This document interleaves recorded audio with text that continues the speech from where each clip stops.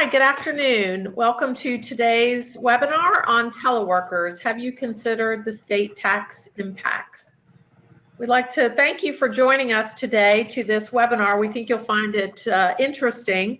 I'm Susan Moser. I'm the industry leader of the government contracts practice, and I will be hosting today's speakers, Cathie Stanton, who is our firm's national leader of state and local taxes, along with Ann, who is a director of state tax credits and incentives. The topic today, I think you'll find of interest. We actually decided to do this because we happened to see a number of situations where clients contacted us thinking through about how things have changed in the situation where we're all working remotely right now. So with that, we will get started. Let me just go through some housekeeping topics before we get started. Cathie and Ann will take turns talking about different sections. There is a chat feature, so you can submit questions. We will try to answer a couple of questions if we have time. If we don't have time to answer your questions during today's broadcast, we will review the questions after the webinar, and we will follow up with you directly to try to answer your question. If a question is asked that we think has broad interest to the wider audience, we will share that information as well. And we always get asked, will we be providing a copy of the slides for today's presentation? And the answer is yes. Each of you that participate will get a follow-up email with a link to the slides. So with that, let's get started. So first question I want to ask is, to start, is Ann, can you talk a little bit about how does employee state tax withholding generally work, especially when you may be crossing borders frequently, like here in the DC region, or when employees may be traveling periodically? Okay, thank you, Susan. And before I jump into the interstate rules affecting COVID, let's talk about what the basic requirements are for general employers. Companies are required to report and withhold payroll taxes in the state where the services are performed. And that's a pretty important fact because I see companies getting this wrong all the time. Some companies choose to report in the resident state, but the rules in all 50 states are that you should report and withhold where services are performed, so that's the work state. The other basic rule is that, again, companies need to rely on the employee information that's on the W-4 in some cases, and also, again, their own records in HR to determine what that work location is. And then thirdly, for local taxes, there are different rules, obviously, in a lot of local jurisdictions. So some local jurisdictions say withhold in the work state, some states say withhold in the resident state. So a lot of different rules there to consider, but where services are performed are the basic rules. So before you even consider, again, how COVID is going to impact situations, you really have to also think about some of the other provisions that come into play, like reciprocity. And there are several states, and you'll see on the screen, there are several states here where reciprocity agreements come into play between mutual and cross-border states. And what reciprocity generally allows is for an employee that works in one state and lives in a different state to elect to have the employer withhold in the state where they live. So choosing the resident state for the withholding taxes instead of following the general rule, which is withholding in the work state. So you see there are a number of states here. The most common ones that we always think about are the Virginia, DC, Maryland area, which again, all of those states interact frequently, and employees typically may cross borders and live in one state, work in another.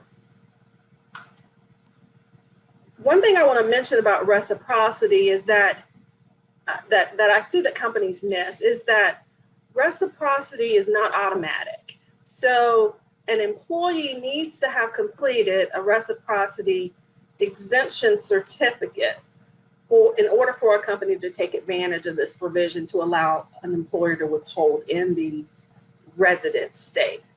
If an employee has not completed an exemption certificate, then a company can't take advantage of those rules. But reciprocity is really designed to simplify the reporting process.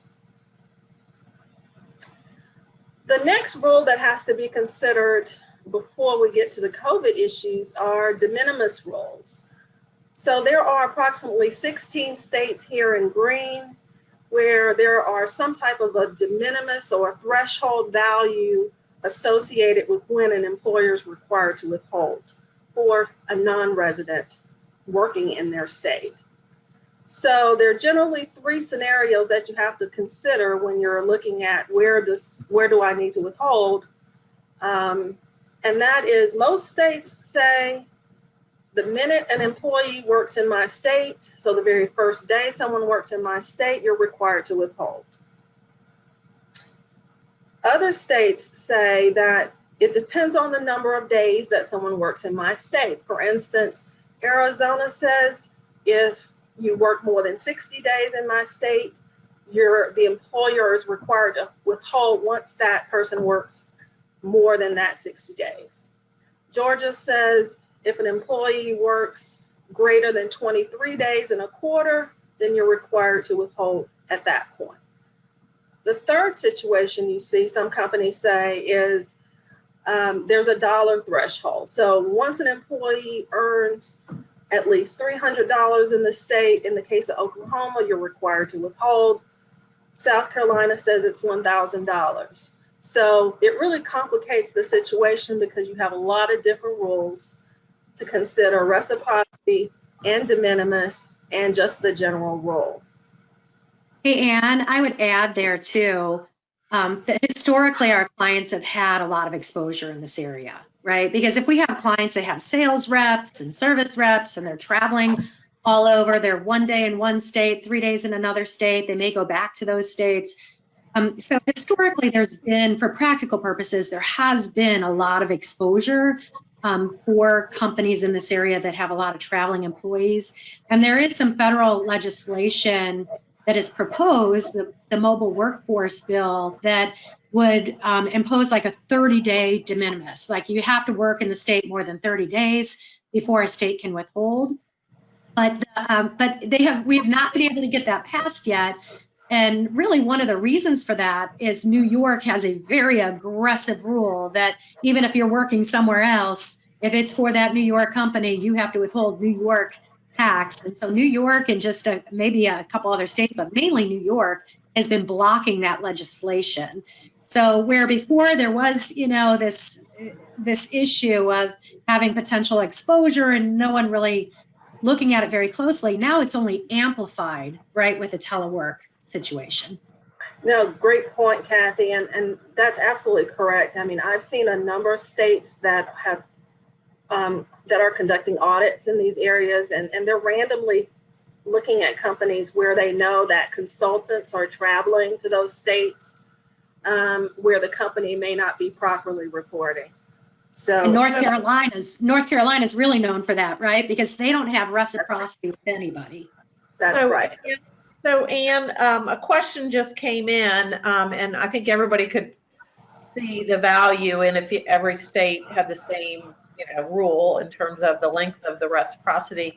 So question came in is, how do you know what the reciprocity is by state? Is there a website? Is there, how do people find that out? Yes, there's definitely a lot of charts on the internet. So again, with the reciprocity on the prior slide, that is all the states that have reciprocity. So there are about 11 states that have reciprocity rules. And again, as you can see, every state doesn't have reciprocity with every other state. So it's only a finite number of states that participate in this type of program. But there are a number of vehicles where that information is readily available. And of course, we can always provide that as well. Okay. Great. Okay, next slide.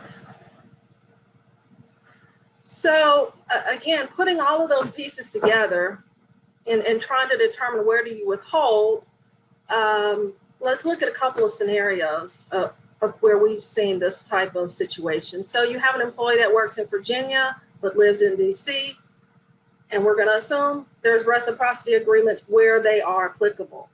So in this case, Virginia and DC has a reciprocity agreement. So what's the proper withholding state? In this case, assuming the employee has filed an exemption certificate, is DC. Next example, someone works in North Carolina and they live in South Carolina. These two states have no reciprocity. So the proper withholding state is the work state of North Carolina. And then the other scenario that we see is let's say you have a sales rep that covers a territory. They work in multiple states. They cross borders all the time. So what state do you withhold in where in that type of a situation? It actually, again, looking at those individual state requirements, you could have an employee that is required to have withholding in multiple states. So again, in that example, this individual would have withholding in 3 different states. So I know that is very difficult to administer from a payroll perspective, and some payroll systems can't even accommodate multiple withholding for a single employee. So you really have to look at what the proper requirement is, what your system and your payroll provider can accommodate, and also consider the risks and exposures if you cannot withhold in all the states. All right, so let's shift a little bit and talk about how has COVID-19 complicated state payroll taxes. Okay, so again, the rules are already complicated. So now throw in the coronavirus, and the states are now considering, well, before you're required to report in the work state, but what if employees are now working from their home and that's in an entirely different state than their work state? So obviously that brings up some different scenarios and some situations, and the question is, how are the states handling this? So just in looking at what possibly could happen here, the first situation is easy, the easiest one, and that's the most common. We work and we live in our same state, so that's not an issue at all. We're not going to have a problem. The second scenario is what if you have an employee that's temporarily working from their resident state, and it has no reciprocity with their normal state. So they're working from home remotely, but that's in a different state than their normal state where there's no reciprocity. What if you have an employee working from home in a state that has a reciprocity agreement with that normal work state? And then, another situation we see is someone working from another location. Let's say I want to work at my parents' home in Virginia, and my normal work state is Georgia. And then you have employees that want to work from Florida or from Texas, and those are no income tax states. And they want you to stop the withholding on their paycheck because now I'm in Florida. So those are how some of the situations kind of manifest themselves into difficult tax reporting situations.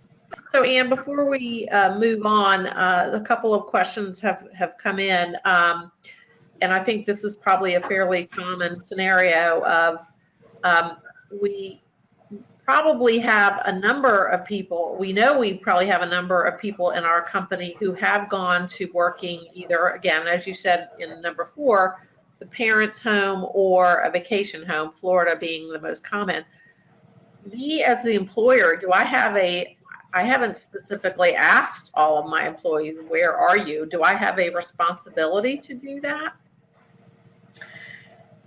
Well, the employer is responsible for operating under the rules and the HR information that they have available. So you're right, it is going to be very difficult to identify those situations unless an employee tells you.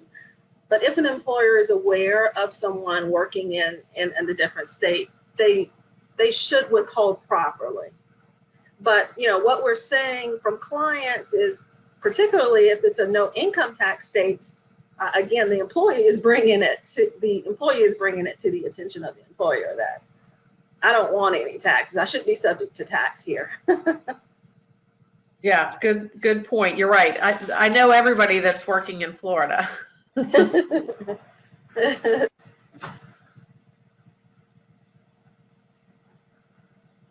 Okay, so how have the states responded? The states, there are 18 states and 2 cities that have so far issued guidance on the treatment of this remote telework situation. 6 of those states and 1 of those cities basically says there's no change in our law that if an employee is working remotely in our state, then that employee is subject to withholding. So, from a practical standpoint, that means an employer would have to turn off that regular work state, that normal work state in their payroll system, and switch it over to the now remote home state. So that could bring some different complications as well from a payroll perspective, but 6 states say, let's keep the rules the way they are. If you're subject to withholding in our state because you're working there, then you have to report. The remaining 12 states and 1 city says that employers are not required to change anything if the sole reason that an employee is temporarily working from home is the coronavirus of COVID-19. So, Cathie, did you want to interject on, for instance, the discrepancies or the differences in Illinois and Michigan? Well, I would say that, at first blush, looking at the slide, it tells me the majority of states have not offered any guidance, right? So are they going to give you some relief if you have 1 telework employee somewhere? Do you have to file or do the withholding there now? And so without any guidance, unless you have reciprocity or fall under a DeMinimis rule or something, the answer would be generally yes. If they didn't provide any guidance or relief, that yes, that needs to change. The other thing I wanted to interject specifically is that just because we're changing the state on the withholding tax, unemployment tax is a completely different rule. So we're not talking about changing the unemployment tax state. In fact, as long as the employee is going to be performing services in the normal state where they're directed and controlled from, you can continue that state for unemployment tax purposes. So now we have a mismatch, which we've had a little bit all along anyway, but it's not unemployment tax as well. So just to clarify that, or just to make sure that I understand, as well as the rest of our audience, generally speaking, your unemployment is based on where the employee works. And you're saying that doesn't change, even if now they're working in Florida. Well, there's a 4-part test. There's a series of tests on how you determine which state is the unemployment state. So if the employee was only working in their resident state and never worked anywhere else, their resident state would be the unemployment tax state. But if the employee is working both in their resident state and in their work state as a different state, but they're controlled and directed from the work state, then generally it's the work state unemployment that they're going to follow. So there are additional complications, but generally you only have really a difference between the two if services are performed in more than one state. I should have known that it wasn't going to be that simple. Can I make one more point? On Michigan, for example, Michigan, while they say that our old law stands and that if you have someone working in my state, even remotely, you have to report, They also have added this provision in the new legislation that says the employer needs to get a statement or a letter from the employee that basically directs them to allow them to work from home. So that needs to be kept in the employee files. And that's the only state I've seen anything like that for. The only other different situation is Illinois. And Illinois has basically said that we are going to relieve any penalties and interest for the employer. We know you're subject to tax in our state, but if you fail to do that this year, we will not assess penalty and interest. You are still subject to the tax, and you could be audited, but we'll relieve penalty and interest if it's due to COVID-19. Interesting, but they're the only state, huh? Yep. And there's always going to be some other peculiarities, like Massachusetts says that the out-of-state employer has to require that withholding continue to not collect on the residents that are working within the state. So you do have some little intricacies with each of these as well. So if you have these situations with the different states, you're really going to want to read the guidance. Another issue that I had with a client is much of the guidance says that if you had an employee who normally worked in state whatever or in another state, well, I have a client that is hiring new employees, but they're working remotely until the restrictions are lifted so that they can work in the proper state. Well, that guidance doesn't cover new employees. You had to have an employee that was already working in another state. So you have to be careful with the states to very narrowly interpret what they're saying, because certainly on audits, they narrowly interpret their guidance. Great. Okay, just take a few minutes to talk about those 5 scenarios. We talked about the first one. That's the situation most of us are in. We live and work in the same state, so there's no issue to the employer. Withholding is correct where it currently is stated. Next slide.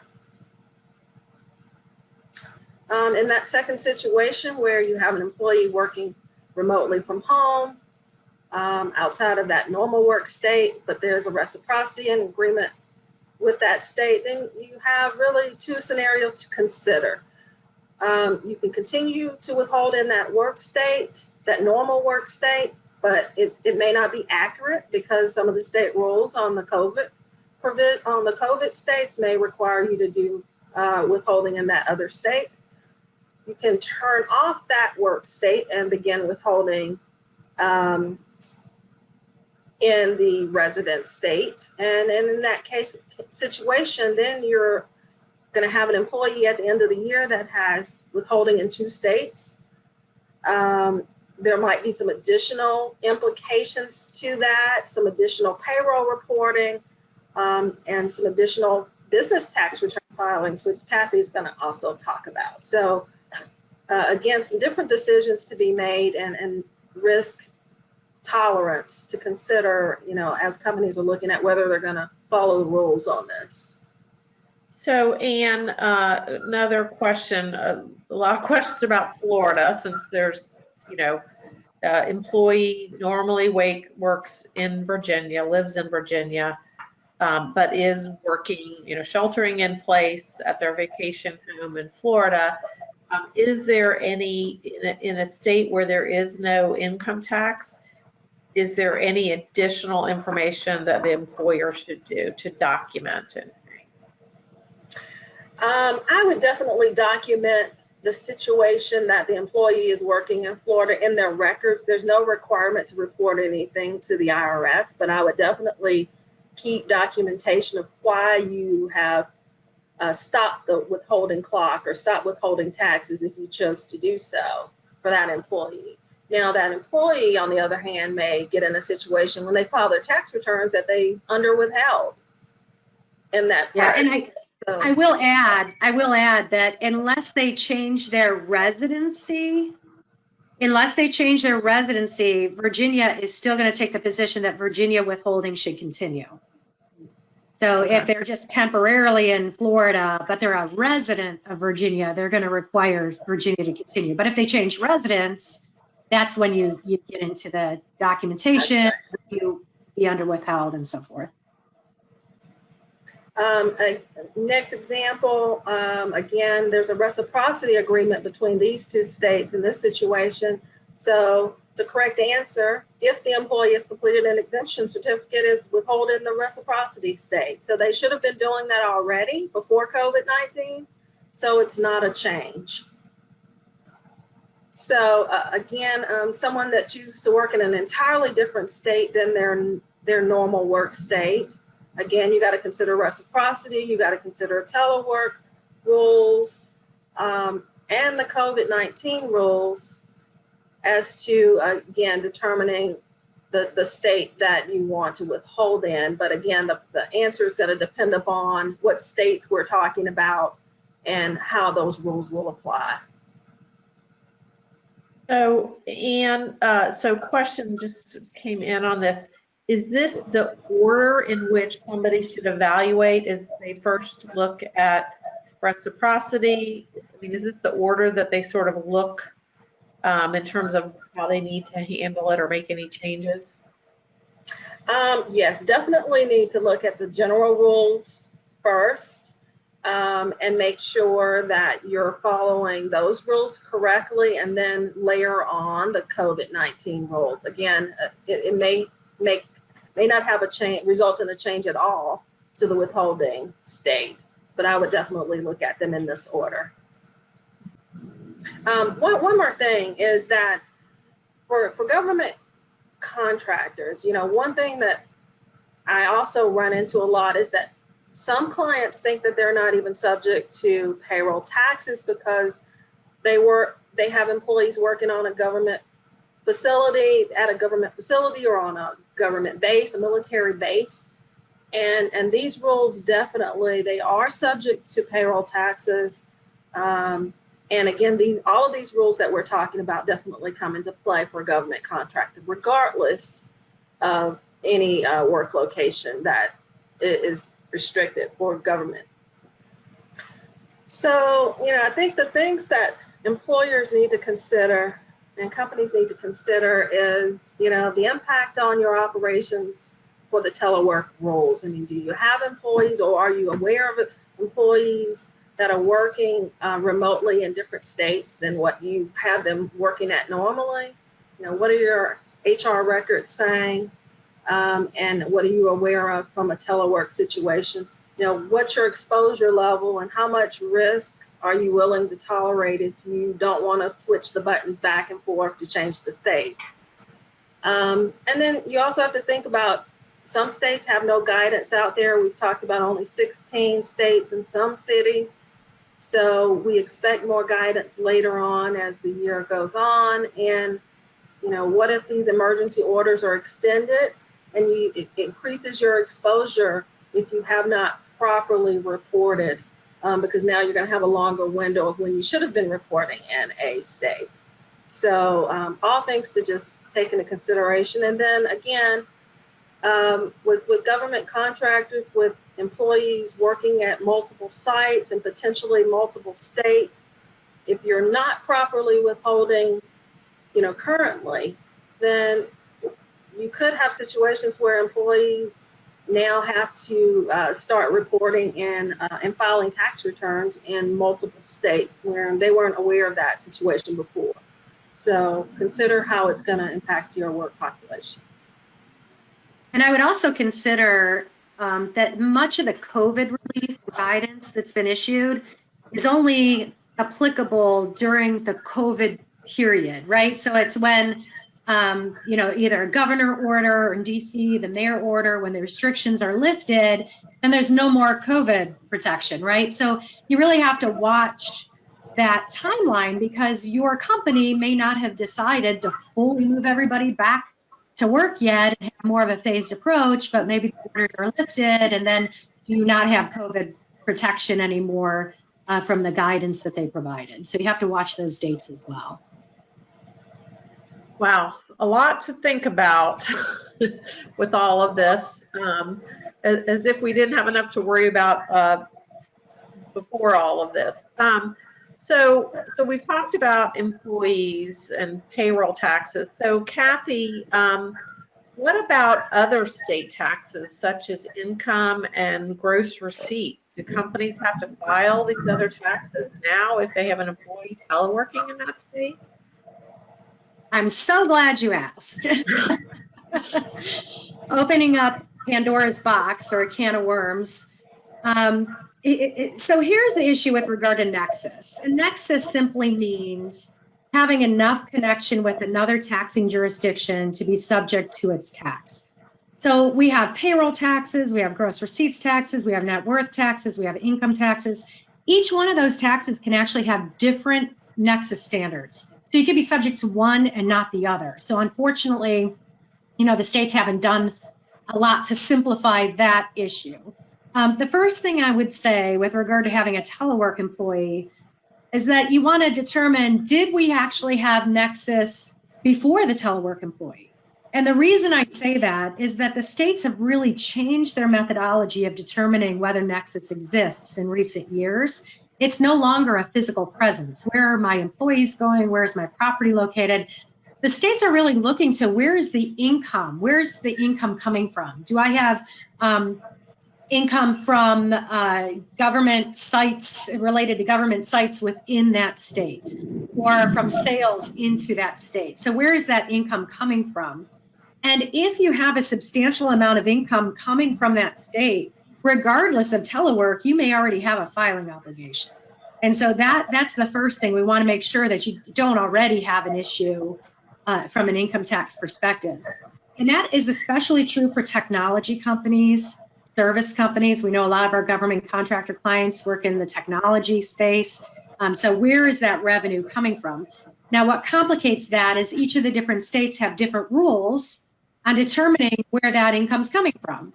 Some states like Maryland and DC look to where the market of the services is located, or where is that service delivered. Virginia looks to what we call the cost of performance, meaning where are the costs incurred for performing the service. So if you're headquartered and primarily performing services in Virginia, where the benefit of those services is received somewhere else, Virginia would still say that that's Virginia's revenue. So Virginia is kind of really behind the other states with regard to that rule. So that's the first issue. So I would say that if you're a technology company, service company receiving a lot of revenue from other states, you may already have nexus without a telework employee. But now if you have a telework employee and you start withholding on them and the state has your name and your payroll tax filing, that state will start doing cross checks. And they will see that you're not filing a return. And it's probably only a matter of time before you get a questionnaire if you start withholding in that state. So that definitely complicates matters. If you don't really have much revenue coming from the state and you have a telework person there, well, if you don't have much income, that'll be a portion there. If you get a notice, well, it was only temporary, it was due to COVID, maybe you can get out of filing, say we didn't really have any sales there.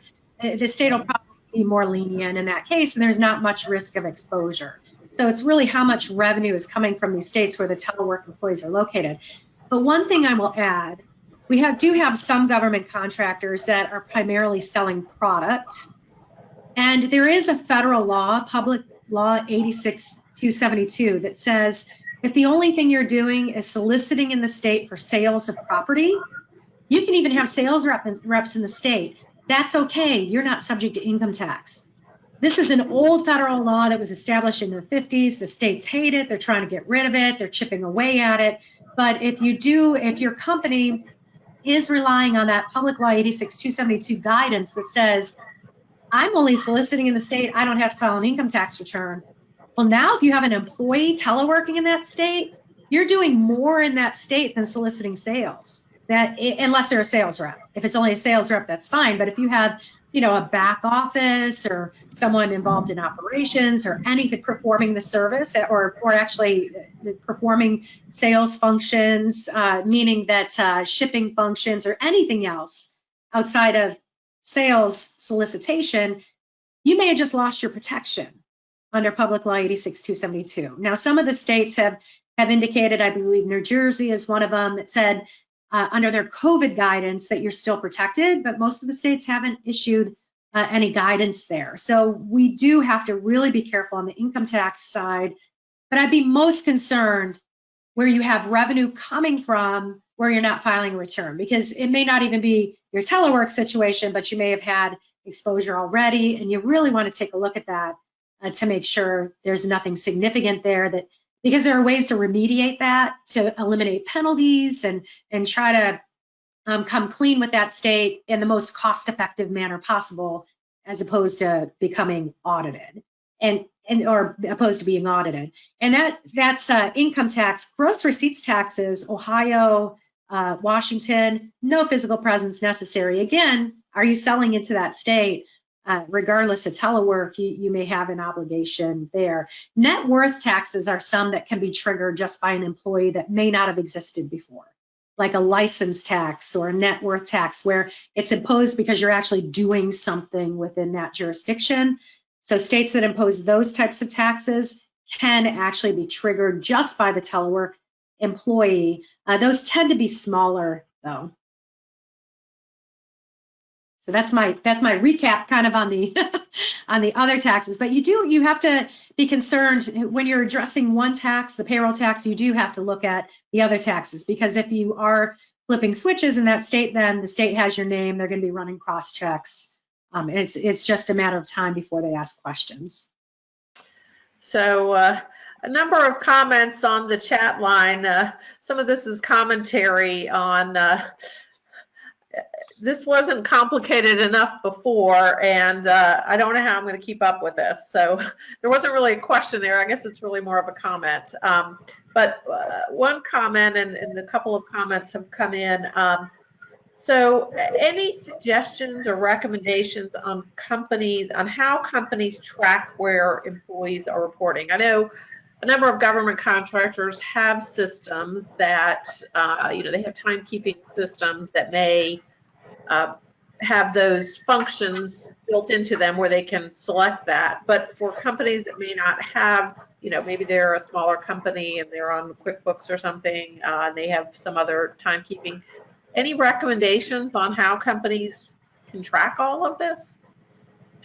Well, the good thing is that for government contractors, because they have to know where people are working for, reporting to the government, typically they have some means of collecting that data or finding that data out. So, but in terms of systems, there aren't a lot of systems that allow tracking of this. So we tend to see a lot of clients just tracking it manually in spreadsheets. That's not ideal, of course. Ideally, if you have a timekeeping system that allows a company to report their state that they're working in for that day is ideal, or some payroll system, can capture that data as well. But again, a lot of companies don't even have a means of trying to go back and figure out where an employee works. With government contracting, I think you're in a good position to have that information. Yeah, you're right. I think most systems, again, do have that capability built in. One of the things that we see sometimes is that companies aren't fully taking advantage of the features and the capabilities that are built within your system. So if you aren't confident in how you're doing this, and especially if you use any kind of a timekeeping system that's pretty well established, chances are there are a number of different ways that you can track that information. So if you're unsure, certainly good to look into how you're doing that, and if you have to refine it. And I think that's a general, we're always making that recommendation because, as we know, for our government contract clients, typically they have, heavier multi-state reporting requirements than many other types of businesses. Hey, Susan, oh, go ahead, Ann, sorry. Oh, I'm sorry. I was going to say, I was also going to say that, Cathie mentioned that this proposed legislation that is might establish this 30-day threshold. So while that's not in place right now, we have a number of clients that when they're looking at their risk tolerance for something like this, some companies have said, we're going to properly report for our executives because those guys make a lot of money and they are traveling all over, and we're going to adhere to the state rules just for this population of our workers. Or maybe it's the sales group, or maybe it's the consultants, whichever our largest exposure area might be. Some companies say, you know, we're going to take our chances and we're just going to continue to report in our resident state. We're not going to follow these rules properly, but we feel like we have low exposure there. And then some companies, again, do some other type of a hybrid reporting. And this is just from a practical standpoint, but, you know, obviously we're advised to tell you to do the right thing, which is properly report in accordance with the state rules. Right. So not always. Yeah, and that's pretty much where I was going, like the risk tolerance and what is the risk, what's the true risk. And you know, you do get into some of the payroll withholding taxes are trust taxes, so you get higher penalties. You know, they can't be resolved in bankruptcy or anything like that. So there's like a higher threshold. But the other thing that I would bring up too is that if we have a lot of government contractors that are trying to grow their business to a certain size and sell, right? The idea is to sell and get a good price on selling. So if you're really out of whack, where you have a lot of exposure or really haven't been diligent or less than diligent where you need to be in the tax areas, all tax areas, but withholding, also in the income tax area, we don't think about that in selling the company. If we would just do an asset sale, none of the exposure goes, so we don't have to worry about that from a due diligence standpoint. Well, most states have non-resident withholding now for flow-through entities. So if you have an S corporation, you have non-resident withholding rules potentially that could come into play if your facts are aligned that way. But I guess I would say I would be thinking in your risk tolerance, when you're thinking about risk tolerance, also filter it through the thought of maybe a future sale and having this complicate a future sale because there are existing liabilities that now the acquirer wants to use that to decrease your their purchase price, or put monies in escrow, or just, you know, really, or just become nervous that you have a lot of tax issues and do we want to go forward yet without doing all kinds of additional work. So you want to find a balance. Certainly you have a risk tolerance, but you want to consider what you want to do long-term for the company, as well as not have assessments yourself. So find a balance, a reasonable balance, and take care of maybe 80% of the liability in your decision-making. Yeah, I think that's actually a really good point. We, you know, every year have lots of our clients that do sell or get ready to sell, and so that's something that we always work with them on the, you know, on the sell side, making sure that they're prepared and they're looking at that. And I know on our transaction team, when they do due diligence for clients who are looking to acquire, that's probably the #1 area always that they find issues. So I think that's a good point. Is you've got the risk tolerance, you've got the practical, how can I keep up with all this? But it is also thinking about sort of long-term, you know, how does this all play in? So I think those are all really, really good points. So I think we are about out of time. Any final thoughts before we wrap up? Well, I would just say make sure you take a look probably once a year or so at a minimum of just your overall state and local tax landscape, because nobody likes surprises and penalties. Yep. So, well, thank you, Cathie and Ann. I think this has been valuable information. We'd like to thank all of you for joining us. Cherry Becker, we do work hard to put out a lot of content and thought leadership to help companies be your guide forward. As I did say at the beginning, if you do have, we were able to answer a few questions. We do have a few more. If you do have other questions, Cathie and Ann, I'm sure, or any of the rest of our state and local tax group would be happy to help you with your specific situation. So thank you for attending, and we will provide a copy of the presentation today. Thank you. Thank you. Thank you.